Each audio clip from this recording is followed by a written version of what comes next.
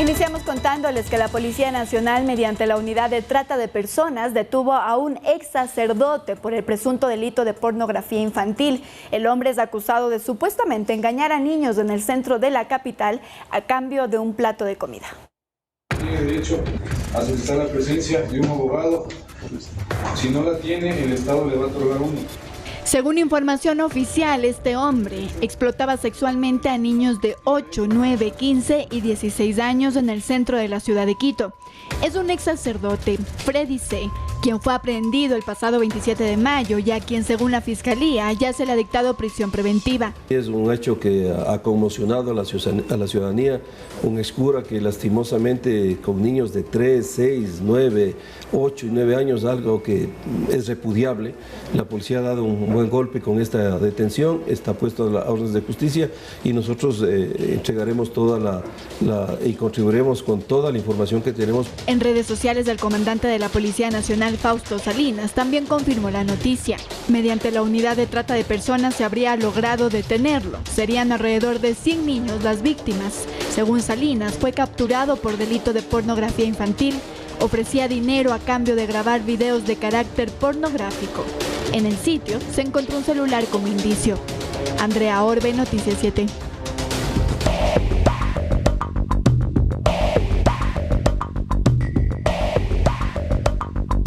El Consejo de Seguridad Pública analizará si se renueva o no el estado de excepción para algunas provincias del país. Este 31 de mayo culmina el estado de excepción que se decretó a principios del mes de abril en la zona 8 de la provincia costera del Guayas, que comprende Guayaquil, San Borondón y Durán, y en las provincias de Santa Elena y Los Ríos. El día jueves, si no pasa ninguna otra actividad y el señor presidente puede asistir, se va a realizar un Consejo de Seguridad Pública del Estado, en donde se va a analizar a nivel nacional la situación y se determinará en base a los reportes de lo que se ha logrado en estos casos y también de inteligencia si necesitamos. A pesar de que Manabí también tiene una cifra importante de muertes violentas, 301 en lo que va del año, no se contemplaría decretar el estado de excepción en ella. Yo creo que Manabí, sin que esté fuera del ámbito de la violencia, es una provincia que todavía no merece el elevarlo a un estado de excepción. No así Esmeraldas, en el cual hemos bajado bastante el índice delincuencial y también en el asunto de Los Ríos, Andrea. Según Juan Zapata, ministro del Interior, hay estadísticas importantes que resaltar en los 2 meses que ha durado el estado de excepción. En el caso de Guayaquil tenemos todavía, en la comparación al momento, mire, tenemos un 5% de reducción. Antes del estado de excepción tuvimos 412 muertes violentas, hoy tenemos 392, hay una reducción de 20 muertes violentas, o el 5% en porcentaje. Y en el caso de Los Ríos tenemos el 15%, 115 tuvimos antes, ahora 98, esto traducido a un número, a un valor absoluto son 17, y en el caso de Santa Elena tenemos una reducción del 19%, en el valor absoluto son 7, lo que significa que hemos tenido hasta el momento 44 muertes violentas menos en el estado de excepción. El funcionario mencionó que de enero a mayo de este año, 34 delincuentes han sido abatidos por los uniformados. En ese sentido, destacó que no hay policías privados de la libertad por ese hecho. Andrea Orbe, Noticias 7. Y en la misma entrevista, Wagner Bravo, secretario de Seguridad, dio detalles sobre el reglamento a la ley de uso legítimo de la fuerza que firmará el presidente Guillermo Lasso. El funcionario explicó que su contenido este 29 de mayo en entrevista con Noticias 7. De acuerdo con Bravo, el reglamento está listo y en él se establecen los procedimientos, por ejemplo, ante la protesta pacífica, ante una huelga y ante el crimen organizado. El documento se firmaría entre el miércoles o jueves de esta semana. Escuchemos un poco de lo que dijo el secretario. El reglamento lo que permite es la aplicación de la ley orgánica y ahí están los procedimientos ante una protesta pacífica, están los procedimientos ante una protesta violenta, están los procedimientos ante posiblemente una huelga o algún motín en el sistema carcelario. Ahí están los procedimientos, cómo actuar si es que realmente hay una conmoción interna dentro de las cárceles o una grave conmoción. De igual manera está cómo se va a actuar contra el crimen organizado, procedimientos. Es decir, la aplicación, la ley del uso legítimo de la fuerza permite 5 grados del uso progresivo de la fuerza, sin que estos sean directamente aplicados en una forma secuencial y gradual. Y en el mismo tema, en el de seguridad, pero de camino a las elecciones extraordinarias de agosto próximo, los precandidatos presidenciales han centrado su discurso y propuestas políticas en aquel tema específico, la seguridad, en medio de uno de los momentos más críticos para Ecuador en ese sentido. El país cerró 2022 con una tasa de homicidios de 25 por cada 100.000 habitantes. En agosto habrá de nuevo elecciones y es mucho lo que está en juego. La seguridad de nuestras familias. La seguridad es la prioridad de los ecuatorianos. Como soldado he combatido en Ucrania, en Siria y en África. El tema de seguridad se instala como una de las prioridades de los precandidatos presidenciales a días de que se inicie el proceso de inscripción de candidaturas. Por un Ecuador sin miedo. Hay que combatir a la economía criminal. Y es que la seguridad es una de las preocupaciones mayores de los ecuatorianos. ¿Pero qué ámbitos deberían ser parte de los planes de campaña del futuro presidente o presidenta? Consultamos con 2 expertos y apuntan a que una prioridad tiene que ser la actualización de la política pública. Ecuador elaboró un plan en 2019 con miras al año 2030. Entonces ya existe una base. Obviamente los escenarios han cambiado, las amenazas han cambiado. Pero la incorporación y actualización de nuevos conceptos de seguridad deberán ajustarse a la realidad de cada territorio, asegura Blanca Riera. No ser políticas públicas desde escritorio, desde aquí de Quito, sino que ser políticas públicas hechas y dirigidas desde y para los lugares que son focos de esta violencia cultural y estructural. Además, señala que más allá de la mano dura, el trabajo tiene que enfocarse en la prevención. Necesitamos trabajar en temas de violencia cultural y violencia estructural. Esta violencia estructural tiene que ver muchísimo con nuestras instituciones, con salud, con educación, con el acceso incluso al agua potable. Y esta prevención tiene que desarrollarse también en las cárceles. Es una tarea pendiente. Sabemos que ahí se generan escuelas del delito. Finalmente, en la lista de prioridades se apunta la tecnificación y el refuerzo de las Fuerzas Armadas, la policía, el trabajo de la UAFE y también el establecimiento de alianzas más allá de las instituciones de seguridad. Sabemos que el esfuerzo de la seguridad no es un esfuerzo solamente del Ejecutivo. Y ahí te pongo un ejemplo. Medellín lo logró cuando hizo su fideicomiso por la seguridad, y en este fideicomiso participaba la empresa privada, participaban los medios de comunicación, participaba la cooperación internacional, participaban las iglesias. Carolina Basante, Noticias 7. Y a pocos días de la inscripción de candidaturas para las elecciones extraordinarias, se perfilan 7 precandidaturas presidenciales. El oficialismo y el correísmo aún mantienen en reserva sus posibles aspirantes. El tablero electoral sigue moviéndose y los nombres de posibles presidenciales siguen sonando cada vez más fuerte y se van concretando. Uno de los más recientes, el del publicista guayaquileño Eduardo Maruri, quien iría como candidato por el Partido Centro Democrático, lista 1 del ex prefecto del Guayas, Jimmy Jairala. En una alianza de Unidad Popular, el Partido Socialista y Democracia Sí, se impulsa la candidatura del líder indígena Yacu Pérez.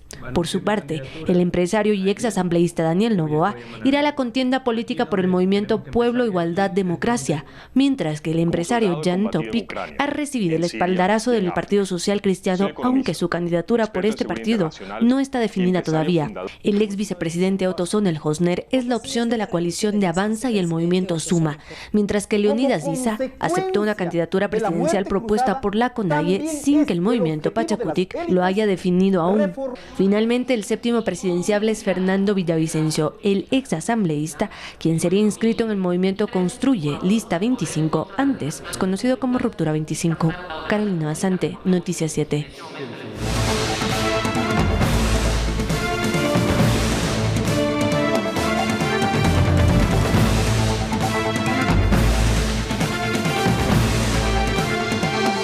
Vamos a cambiar de tema y ahora hacemos contacto con nuestro compañero Edison Saavedra, quien está en la Panamericana Norte, en el lugar en donde el pasado sábado se registró un accidente múltiple que dejó hasta el momento 3 personas fallecidas. Adelante, Edison. Hola Andrea, amigos televidentes, ¿cómo están? Buenas tardes. Así es, yo me encuentro en la Panamericana Norte, en el sector de la vía Guayabamba, porque el pasado sábado se registró en este lugar un terrible accidente de tránsito. Un camión cargado de 800 jabas de gaseosas colisionó contra 23 vehículos. ¿Qué se sabe? Que el camión bajó por esta calle de aquí, a exceso de velocidad y registró una falla en sus frenos, lo que provocó que chocara contra 23 autos livianos que estaban circulando por esta zona. Como podemos ver en estos momentos todavía se puede ver los restos de vidrios que causó este siniestro de tránsito, además de los raspones, si se puede decir así, en el partel del medio. Por aquí, por esta zona, circuló el tráiler llevándose 23 autos. ¿Qué se sabe hasta el momento? 3 personas fallecieron y 17 quedaron heridas. De las 17, 13 ya fueron dadas de alta. Miren, así está en estos momentos esta zona donde el pasado sábado se registró este fatal accidente de tránsito. Pero este no es el único accidente de tránsito en este fin de semana. Justamente hoy se registró otro en la vía La Tacunga, lamentablemente con fallecidos, y también en Cuenca un bus se volcó. Nuestra compañera Olga Velasco nos ha preparado el siguiente informe. Ocurrió la mañana de este lunes. Se trata de un bus interprovincial de la cooperativa Santa Isabel que salió de Cuenca rumbo a Loja. Sin embargo, a la altura de la parroquia San Luis de Cumbes se volcó. El cuerpo de bomberos confirmó el fallecimiento de 2 personas y 16 heridos. Fuimos despachados por compañeros del ECU 911 que nos indicaban de un accidente de tránsito tipo volque de un bus de transporte público, quienes indicaban múltiples víctimas, por lo que se articuló con todas las instituciones de emergencia. Otro siniestro se presentó en la vía a La Tacunga, en el sector del Chasqui. La tarde del domingo se confirmó el deceso de una persona y otras 4 resultaron heridas. En varios videos compartidos en redes sociales se observaron los vehículos destrozados y los cuerpos en la calzada. Ese mismo día también se accidentó un bus lleno de pasajeros en la ruta El Carmen Flavio Alfaro, en el norte de Manabí. Se trató de un choque lateral entre un bus interprovincial y una camioneta. Producto del siniestro, 2 mujeres fallecieron y el número de heridos subió a 38, quienes fueron trasladados a 7 hospitales de Manabí.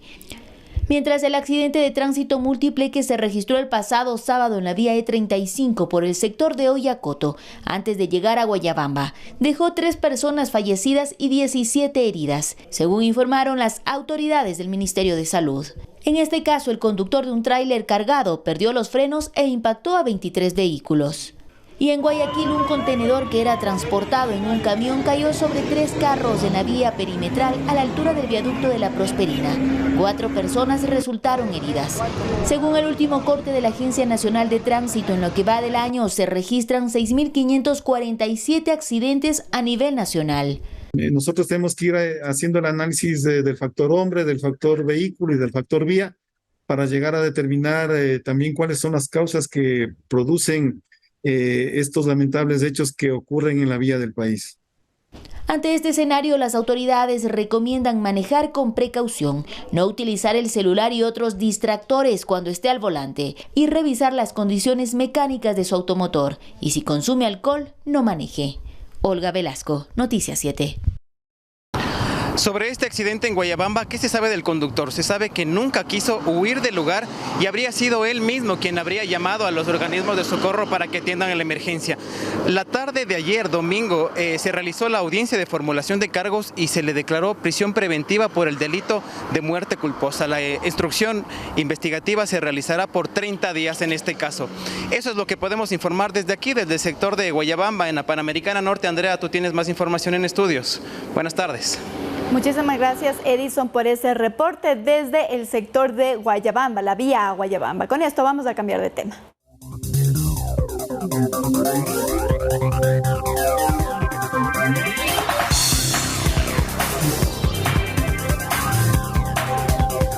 Pongan atención, amigos, porque el Metro de Quito ya cuenta con un cronograma definitivo para las operaciones comerciales. El alcalde de la capital, Pavel Muñoz, lo compartió en su informe ciudadano. Nuestra compañera Manuela Bedón nos tiene un informe. El alcalde de Quito, Pavel Muñoz, anunció que ya se llegó a un acuerdo con la empresa operadora para dar inicio a la fase comercial del Metro de Quito. En su discurso, él mencionó que uno de los problemas principales es la no integración de los componentes. Escuchemos lo que dijo. Y hoy la mala noticia es que no lo vamos a poder abrir ni siquiera en las horas de inducción que se estaban dando a la ciudadanía. ¿Por qué? Porque como están haciendo trabajos que necesitan tener presencia de personas en el túnel, no podemos tener entonces funcionando a los metros, a los trenes, si vamos a tener personas trabajando en el túnel. Por su parte, el gerente del metro, Víctor Hugo Villacrés, agregó que no solo faltaba el sistema de recaudo y poner a prueba los 18 trenes, sino también planes de emergencia y planes de mantenimiento. Necesitamos tener un plan de emergencia para cada una de las eventualidades que puede suceder en el metro. Actualmente no están todos los planes de emergencia. La contratación de mantenimiento, ¿mantenimiento para qué? Tanto para los trenes como para las rieles en donde funciona, al igual que todo el sistema. Se espera que para la primera semana de diciembre estén integrados todos los procesos para dar paso a la fase comercial y a mediados del 2024 se encuentre 100% operativo. Pero la buena noticia es que estará la primera semana de diciembre ya con todo este proceso que llamamos de construcción, operación, integración y cultura de metro, pero adicionalmente a eso que en esta fase trataremos de llegar con el mayor número de medios de recaudo que sean posibles. Trabajará con la ciudadanía para fomentar la cultura metro y en la integración de los trabajos y procesos para poner en marcha ya el sistema. Gracias, Manuela, por ese reporte. Eso sucedió esta mañana en la ciudad capital. Y con esto nosotros nos vamos a una pausa, amigos, pero quédense porque al retornar tenemos información sobre la nueva variante de COVID que ya tiene pues una paciente aquí en el Ecuador.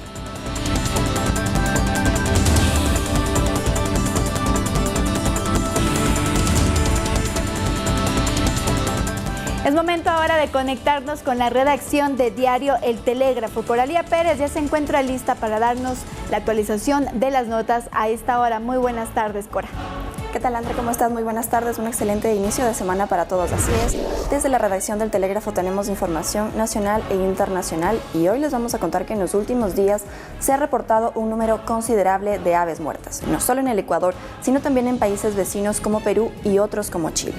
A escala nacional, los ministerios de Ambiente, también el Ministerio de Agricultura y el de Salud están trabajando de manera conjunta para poder monitorear los diversos hábitats en los que se registran estos hechos. Además, para disponer los animales fallecidos y analizar muestras para determinar cuáles son las causas de los decesos. No se descarta, preste atención, que sea el fenómeno del Niño uno de los factores para las muertes de estos animales. Los organismos de control solicitaron a la ciudadanía que reporten al ECU 911 los casos de muerte masiva y de aves y también piden evitar manipularlas y mantenerse informados a través de los canales oficiales de las carteras de Estado. Ellos atenderán este evento, así que no hay por qué alarmarse por el momento. Vamos a continuar con información nacional y ahora les contamos que desde las 6:10 de esta mañana, las cámaras de vigilancia del volcán Sangay, ubicado en la provincia de Morona, Santiago, registraron el descenso de flujo piroclástico por el flanco suroriental. El Instituto Geofísico alertó que se podrán generar flujos de lodo y también escombros que desembocarán en ríos cercanos, especialmente en el río Volcán y en el río Upano. Imágenes que fueron compartidas por el ECU 911 en Macas permiten observar la expulsión del material incandescente. Las autoridades también han anunciado que junto a la Secretaría de Gestión de Riesgos y por supuesto el Instituto Geofísico se mantiene un monitoreo constante de la actividad del Sangay, que actualmente, preste atención, tiene un nivel alto de actividad tanto superficial como internamente. No obstante, el IG alertó que se podrían generar flujos de lodo y escombros, así que hay que tener mucha precaución con este hecho. Es momento de revisar, amigos, información internacional porque en el Telégrafo también estamos pendientes de lo que ocurre en el mundo. Y hoy les contamos que Recep Tayyip Erdogan fue reelecto presidente de Turquía. Este será su tercer mandato tras unos comicios en los que va ganando con un 54% con el 66% de las urnas escrutadas. Una de sus principales propuestas de campaña para este nuevo mandato fue reconstruir dentro de un año las casas de las víctimas del terremoto que sacudió el sur del país el pasado mes de febrero. Esa es la información que les podemos dar desde el Telégrafo, pero recuerde que esta y más noticias las puede encontrar en nuestra página web www.eltelegrafo.com.es y también en nuestras redes sociales. André, con esta información volvemos contigo. Muy buenas tardes.